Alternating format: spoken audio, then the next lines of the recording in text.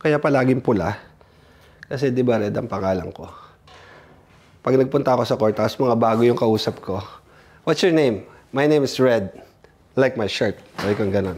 So, yan ang style ko. Nagre-red ako palagi. Para natatandaan ako ng mga tao.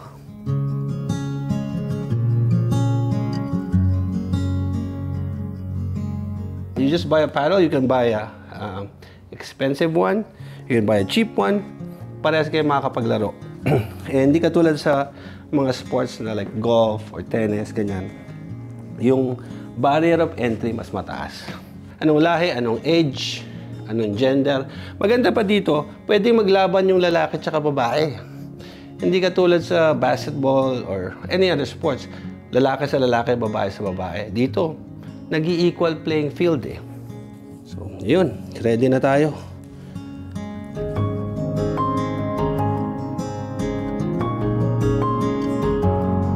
Patay na ang ilaw. Okay. Let's go. Pag sa pickleball lang, dapat magdadala ka ng silya. Kasi may antayan. Monday, every Monday, nasa Malton kami sa gabi. Merkules, meron din kami. And Friday, so yun yung regular.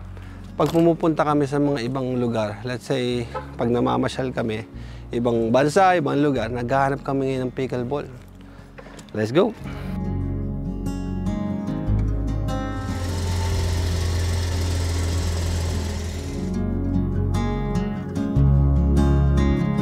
It can be like public schools na nire-rent sa gabi after school hours, i-rent mo. Yun eh, hindi yun mahal. Mga, $10 for the whole, like say, 2-hour session. Merong mga ganon, pero meron ding mga mahal na mga lugar. And meron ding mid. So itong pupuntahan natin ngayon, Smash Court, nasa mid-level ito.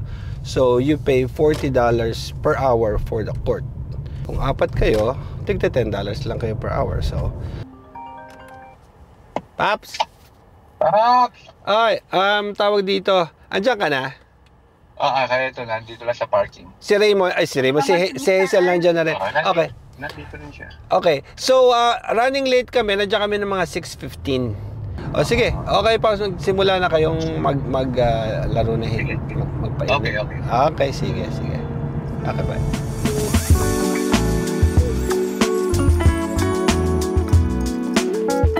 Dito, di ba? Si Malika ito eh. Ha? Ito eh. Are you sure? Yes. Pag umulan, magbubuka na ng ganito. Tsaka syempre pag lumamig na ng lumamig.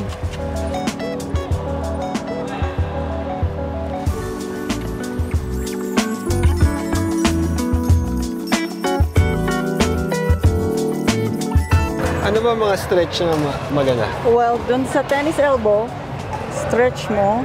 Aha. Normally, 10 minutes you warm up and you stretch. Alam mo nung bata tayo, nung elementary sa Pilipinas, di ba? Mag-exercise tayo tuwing umaga. Tuwing umaga.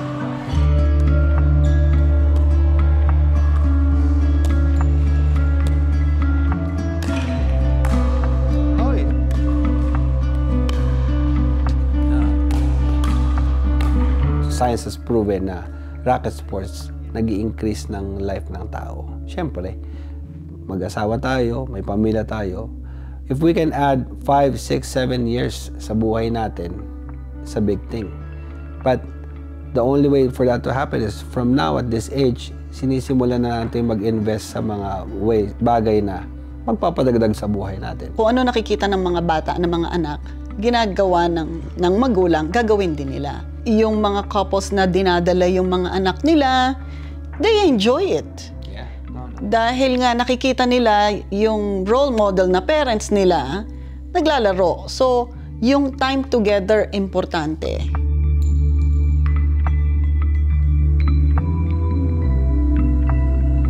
Na-meet namin sila outdoors. Nandito kami sa isang court, nandito sila sa isang court. Nagkakilala. Tapos nagtayo kami ng Filipino-Canadian. Hazel, pakita mo nga yung shirt mo. Filipino-Canadian Pickleball Club. pickleball, isa sa mga magandang nagawa para sa amin is nagkaroon kami ng social life. Kasi, we get to meet people, lumaki yung grupo, and isa pa na nagagawa ng club at saka yung mga what you call in-house tournaments is pag may ganon, you strive to be good. Magpa-practice ka, ginagalingan mo. Imagine mo kung kami dalawa lang mag-asawa, we stay at our level.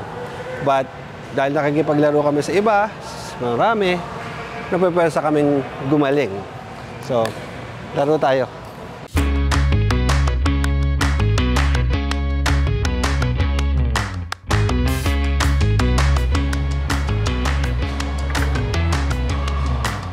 Hindi ako masyadong sporty, yung asawa ko lang, si Red. I tried softball, nag-try din ako ng bike, nag-try din ako ng tennis. Golf? So, golf din. I love watching it on TV, pero for me to play it, hindi ko siya magagawa. Kasi masyadong, para sa akin, yung power, wala sa akin yon. But I tried. So, nung nakita namin yung pickleball, sabi ko, sige, tatry ko. Our first paddle pa nga is yung binili namin sa Amazon. Doon pa lang, na from the beginning is I like the sports already. Doon pa lang sa simula.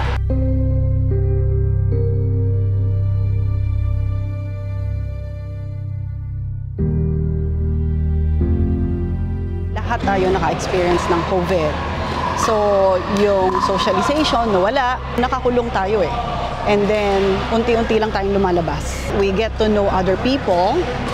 Tapos, we also, yung kumbaga nagiging inclusive ka na sa community. Malaking ano yun, para sa akin is, it's a big help for me na meron akong ganitong activities that I should say I can lean on pagka, nai-stress ka or kailangan mong lumabas ng bahay. And yung ako din is yung health. Importante sa akin yung health. And you live longer, right? At saka nakaka-enjoy kasi, nakaka-enjoy maglaro. Yun ang isang malaking difference na nagagawa ng activities like this para sa akin. Good.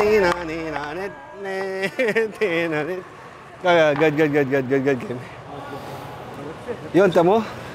Dalawang babae, talo yung dalawang lalaki. Yan na. The pickleball, the equalizer.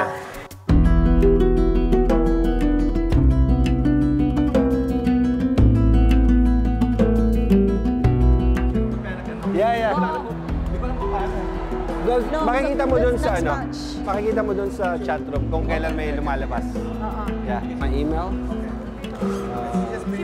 Yeah, but for future. Yeah. Okay. Thank you. Pinoy graphers, Pinoy pedal pushers. Actually, Pinoy fishing, Pinoy pickleball. Bakit nga ba palagi ako nagsisimula? Pero alam mo, kahit nagsimula ako, hindi naman siya namamatay yung grupo. Andyan pa rin. Pero I guess, for me, it's the process of creating a brand. No? Kasi kung titingnan mo yung Pinoy graphers, it became a brand. Pinoy pedal pushers has been there, but I help with branding. And then itong Filipino Canadian Pickleball Club. So me, it's more creating brands, creating community. No? Pagkatapos mo maglaro, may excuse ka na ngayon para kumain. Yeah, katulad sabi ko, pag after workout, masarap pa kumain. So, pasok.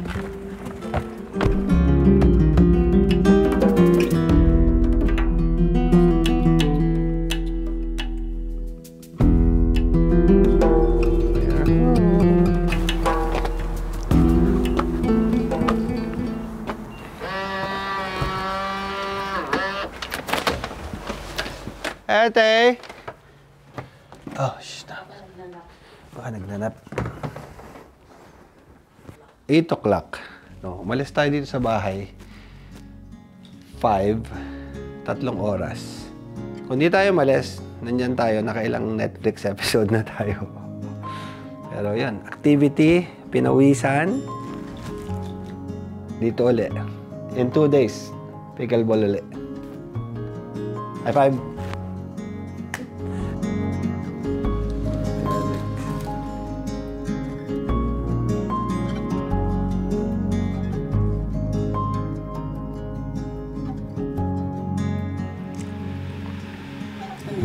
Blood orange.